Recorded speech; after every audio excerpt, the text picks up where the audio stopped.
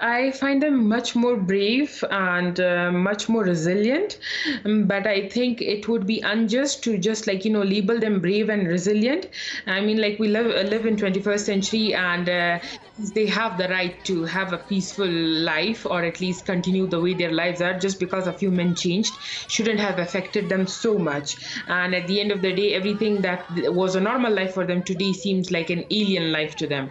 So for me, of course, I'm gonna call them brave and resilient, but at the same time, the fact that they have to do it again and again is something that we should all be ashamed of, that they have to come out every time somebody's changed in power.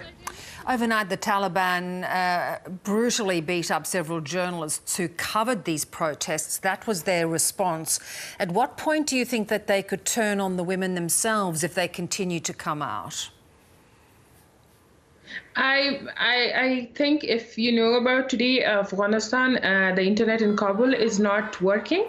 It's a lot of areas have been dark. You can't hear back from people that you know in Kabul, and apart from that, that's somehow turning on them. So even if they're beating them right now, we don't know. Even if they are being hunted down, we don't know. And that somehow you're already limiting their public space or their internet spaces. So that's the first step that they took. So rather than saying, of course, they have done a lot of physical violence in the past few days, but this is one official step that they have taken. And of course, we're now seeing women have been banned from playing sport. What else are we going to see, do you think, in coming days, and how this is going to impact women in their day-to-day lives? I'm going to be honest. Not that it's something that I might sound very weird or innovative, but I'm going to be very honest with you. And the sports community, it's important aspect of Afghan women being empowered, but it's still a very limited community, and it's a small community, a very limited number. Right now, women who are working, they're being stopped from working. Women in public spaces, their public spaces are shrinking down. Women who owned cafes cannot run them anymore. Women who owned businesses cannot run them anymore. Women who were working in jobs that were in banks or in other close quarters with men are not being able to do so. NGOs that we have worked with, all these groups, they tell me that right now women are all working from home. So that's eroding women from the work life, and that's something that's very alarming at the moment, because yes, sports is something for Afghan women, that's still a limited number, but work is a common thing. Everybody goes to work, everybody is working, every other woman in city is working. So that's limiting of space and all that, and that's concerning and alarming right now. And I feel if we don't act now, if the countries don't act now, it could become something normal. So let's talk about the work that your organisation, Learn, has been doing, such a critical part of educating young girls and women and trying to give them a future pathway. You're committed to continuing to do that, but how are you going to?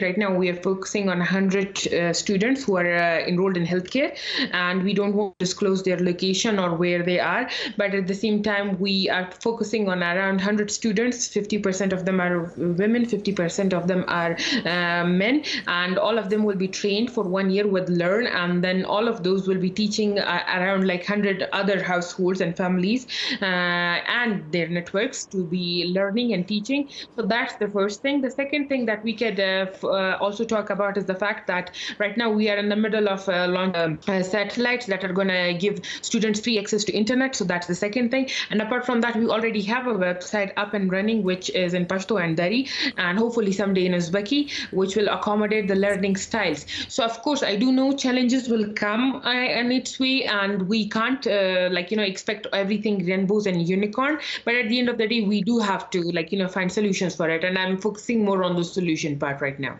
And you were telling us earlier about the internet and how it went down overnight so that Afghans couldn't see the response to the protests. So the internet satellite, as you've just mentioned, is key to the work you do, isn't it?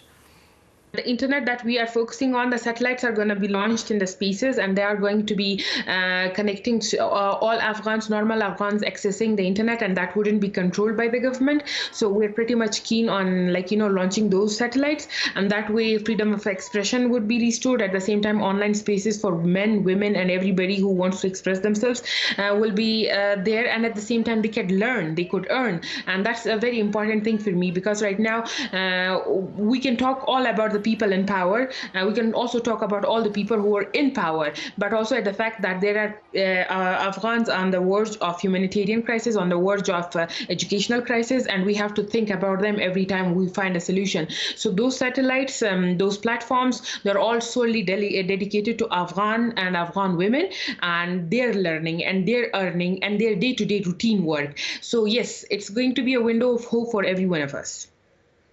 And where do you get the courage? Where do you get the energy to keep going day after day, Pashtana?